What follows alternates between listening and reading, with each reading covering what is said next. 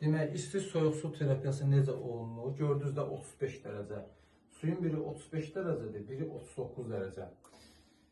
Bu Nishi sisteminin qaydalarından biridir. Bu bizə nə fayda verəcək? Demək, kapilyar qan damar sistemi açılır, D vitamini artır, bədəndən toksinlər çıxır.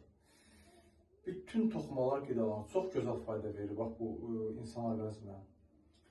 Demək, birinin 35 dərəcə, birinin 39 dərəcə. Belə bir quşka götürürsünüz. Bax, belə bir quşka götürürsünüz. Boğazdan aşağı. Məsələn, 35 ilə başladıq. Bütün bədəni 1-2 dəqiqə isladırıq, tökürük bədənə, sonra keçirik 39-a. 35, 39. Hərəsindən 6-7 dəfə eləyirik. Sonunda hansı ilə, belə deyim də, birinci hansı ilə başlamışıqsa, axırda da ondan tamamlayırıq. Fərq eləməz, bundan başlamısan və yaxud bundan başlamısan. Sonunda da həmən su ilə tamamlayırsan. Boğazdan aşağı qeyd edirəm. D vitaminini artırmaq üçün mükəmməl fayda verir. Bax bu.